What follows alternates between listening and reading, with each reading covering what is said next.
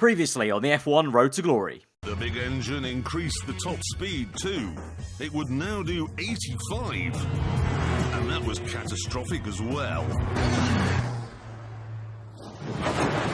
No, not again. And Bottas! Oh my god! What? Bottas has just driven into the safety car! Bottas strick on the road, he's in the middle of the track, half his car's broken.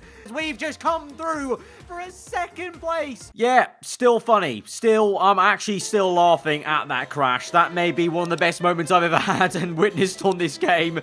Bottas driving straight into the safety car and gifting us P2, which was already a gift that we were in. We're in P3. We're going to consolidate that because that in itself was a gift from Leclerc retiring at the Grand Prix and actually, triggering that safety car. So overall, I mean, I said it at the end of the last episode, but round of applause to Charles Leclerc once again proving that, for whatever reason, our teammates just seem to be very happy to fall on their own swords in order to elevate us to higher positions and get closer to that said glory. But yeah, that was a very hectic Monaco Grand Prix. So if you haven't seen it, then be sure to go check that one out before you see this one. But welcome back to the F1 Road to Glory. And we're here for round number 4 at the Azerbaijan Grand Prix. And it is still not raining. What's going on?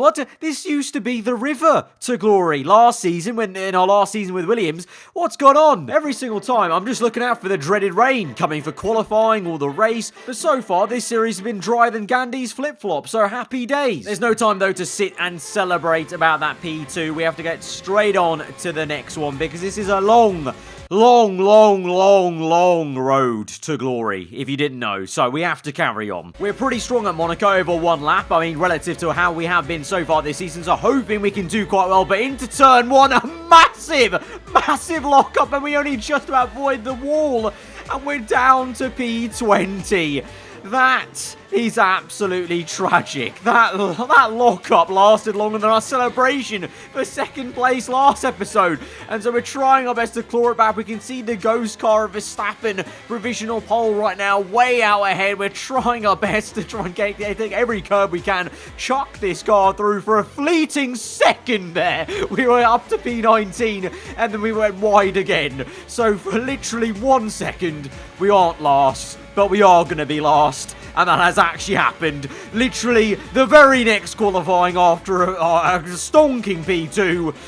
Yeah, that's you know what? That's actually very on brand for the series. Good stuff. Oh, God's sake. Race day then, though, and it's time where we could make a difference. Anything has and will probably happen at Baku. It's been a pretty mental one in the Road to Glory specifically, but also on F1 2020. So from P20, I think still we could probably have a good shot. I don't think Leclerc qualified that well, actually. He was actually below the Alfa Romeos, I think, and one of the Alpine cars. So maybe our car doesn't actually have that much pace. So we might need to actually pray to the F1 gods for some more hecticness here at Azerbaijan. But in terms of strategy, our team want us to go onto mediums. Don't know why. We're going to go on to the soft tyres because the logic would be if there is chaos, a safety car, then it's going to be, obviously advantageous to go on to a set of mediums to go to the end early on. So once again, the team has absolutely no flipping clue what to do with the strategy, but that's nothing new around here. We're just used to that. At least there's one positive from starting in P20 is we literally cannot get any worse than this. So the only way is up. Here we go to 5 red lights and we're underway for the Azerbaijan Grand Prix. Slow one there for Mazepin up ahead. Russell cuts across on the left-hand side. Can we try and carve our way through on the left? No, there's been an incident with Ocon, and there's already a safety car, and we physically didn't even get through to turn 1. We were still driving in a straight line when the first safety car of the day has been called out, and it's for Ocon, who I'm pretty sure looked like he just drove into someone. Yes, we can see an onboard replay here. Yeah, oh wow, he just got it so badly crossed up there on the Alfa Romeo, and then behind, chaos with Mick Schumacher in the middle as well, having to take some avoiding action, some ghosting cars helping him out there. But in the meanwhile, Max Verstappen leads the way, Hamilton in second, but Ocon out straight away. And I'm already sensing that some chaos is going to ensue again because, that was only the first corner, basically. Well and truly, I think there's a lot more chaos to come here. But now behind Latifi on lap number 2, sizing up the safety car restart, I think on this lap it is. And, hang on, what? We just got a 5-second penalty for apparently colliding with Latif. What collision did we make? What contact did we make? FIA! What is going on? Let's watch back the footage and see where this contact is, because I don't know where it is. Where is it? It's not even... Was that it? That was it. I think that was it, ladies and gents. That front left front wing, that pixel, pretty much, that tapped the rear end of Latifi's right tyre, that apparently deserves a 5-second penalty. Okay. I made a joke in episode 2 about the FI and VAR being a nice combo. Honestly, looking at that, I think VAR is in this series at the moment, because that was as shambolic as some of the decisions they've made in the past. So we're now going to have to carry this 5-second penalty for the rest of the race. I think we may serve it at the first pit stop that we are yet to do in this race, because it's only lap 2 and already so much has happened. But we're now side by side with Latifi, trying to get the jump on him as we go to the safety car restart then. And we're going to alter size up. Has been on the Haas on the inside of turn 1. Just easy does it, squeeze him out. And we're up into P15. But we're actually quite part of a nice little club here, you can see on the top left there. Giovinazzi ahead of us, also with a 5-second penalty. Myself, Masbin and Latifi. So not really, honestly, a great club to be a part of, but it's a club nonetheless. But it's the club that's been screwed over by the FIA, I think, because I reckon their 5 seconds aren't worthy as well. But we're now on the inside. It's a fantastic little move there on Giovinazzi to get up into P14 then of this Grand Prix. We're really bowling along, and the next car up is Leclerc, actually. He's our teammate, but as you can see, we're not wanting to use too much ERS, but Giovinazzi is really gaining on us, having to go a bit defensive into turn 1, then take the racing line back again, grazing the wall a little bit there, so I'm a little bit worried we've actually broke a bit of our front wing, but no, that's fine. But there is an issue up ahead, is Bottas, for the second time in a row, is out of a Grand Prix. I may have not broken my front wing at turn 1, but he certainly did at turn 2's exit, as it was him v Pierre Gasly. This was Gasly qualified really well on Saturday, I think in the top 4, you know, and so he's going side by side with him, and Gasly keeping his foot in it. Oh, bit of contact made, and looks like Bottas skipped towards the wall, and so with that, he's out of another Grand Prix. Sadly for us, he's not crashed into a safety car this time to gain us some more positions, but it is what it is. It's still another position to gain for free up the road. But we come in now into the pit stop, P13 there, but you can see confirmation in the middle of the screen. We will be serving the 5 seconds, so this, well, this feels like an absolute age, but you know what? It's actually something I'm used to. This is just how long the Ferrari pit crew takes sometimes to change our tyres. So, well and truly, nothing really was out of order there. 7.7, I think that's a record at Maranello. So P12 then behind the safety car. So actually somehow, even with serving a penalty, we actually gained 1 position in that somehow. So things are going very well for us, and they're not for Fernando Alonso. Is that a sandwich bag that's got into his car? I think it might be, because he's going to be out of the Grand Prix. Things are going much better for us. We're nearly into the points paying positions, and we've turned, I think, literally maybe 1 full racing lap. If that, we really haven't done much today, and we're already halfway up this grid. So we're on the restart then. We went for a whole nother lap because of that failure from Alonso. So lap number 6 then. So nearly halfway through this Grand Prix gone, and we're underway once again. Green flag. We're looking to make another dive bomb down the inside of 2 cars there. Stroll and Norris on the inside of turn 1 up into P9. So we are finally in the points. And we have done Sector 1 plenty of times. We've not really done most of the entire whole lap as a whole this race so far. Maybe now we'll get a bit of consistency. As we're now looking at the back of Sebastian Vettel, Gasly up the road. Let's see if we can try and stick with them maybe and make any sort of inroads. Next lap, same position on circuit. And Gasly with a bit of a wobble there. And in the background, another DNF that is. I think that's Schumacher in the wall for the Haas. But Vettel pulls through on the outside to try and make the move on Gasly. These two fight enough. We could get stuck in. Big lock up from us. Bit of contact from Vettel and Gasly, and I think that was a bit of carbon fiber. That's off on Vettel's front wing. Yes, Vettel now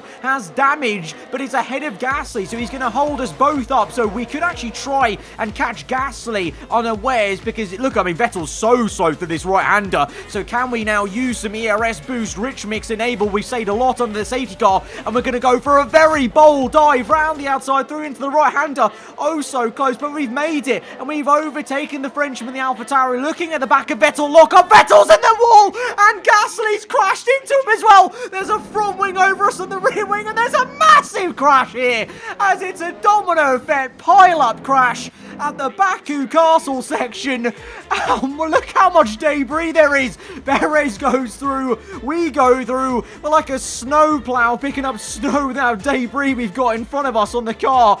But there's only like 10 runners now in this Grand Prix, maybe even less, as more people got caught up in that pile-up at the Baku Castle section, and we've got a massive bit of damage on the front wing. To be fair, we're lucky we didn't DNF out of this race. And I've only just realised on the top left, there's only 7 people left in this Grand Prix. We're P5 from last place, but we've got to change our front wing. No safety car, and now, where are our pit crew? Where have our pit crew gone? Guys, come on, there are 7 people left in this race. We are P5. You can't be doing that. What were they doing? They were just in the garage. They were asleep.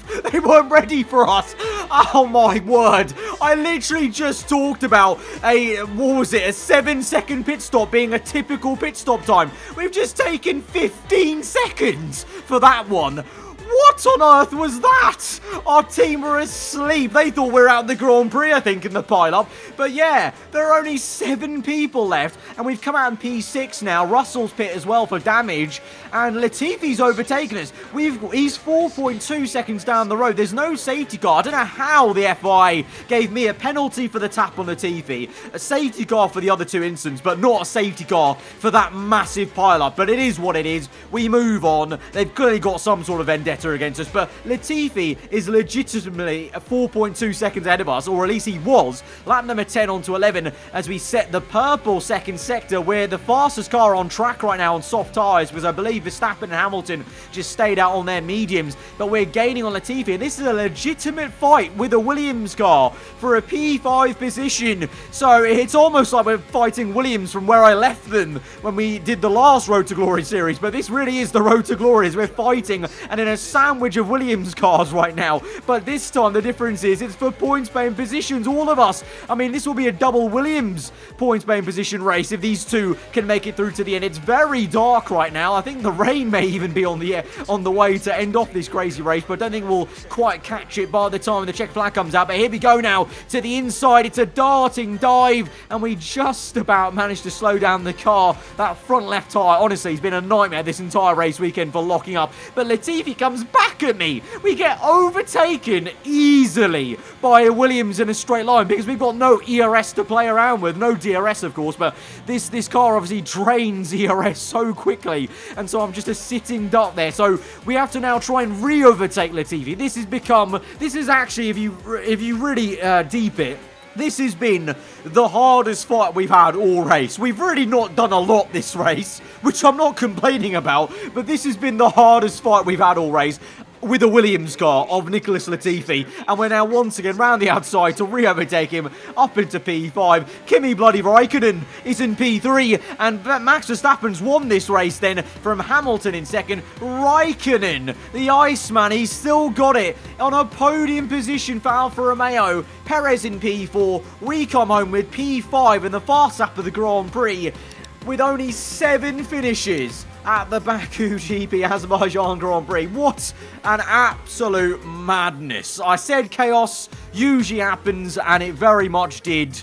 13 DNFs, unreal. But this man comes out on top for the 2nd time in a row then. And what is it with Verstappen and winning the races in Road to Glory with a madness? We had a madness at Monaco and he won it, and a mad one again and he's won it. So clearly when everything just kicks off, Verstappen is the cool, calm, collected one that comes through for the win. And that's going to be pretty important. That would see him through into the championship, I think, with Hamilton in 2nd. So we're getting quite a realistic fight actually between Verstappen and Hamilton at least this season, if everything else is an absolute shambles and chaos behind them. But with that quite amazing Grand Prix of only 17 runners and us up in P5, we actually climb Ferrari up into P3 of the championship, you know, and we're really quite lofty in the Drivers' Championship as well there, you would have seen. So I think we're shortening this road a little bit with these crazy races. Obviously, I think at some point reality will come crashing down, and there'll be a very I think typical next race will be such a bland one, such a normal one for us, and we'll be back to reality. But you got to take the points when you can. You got to take the chances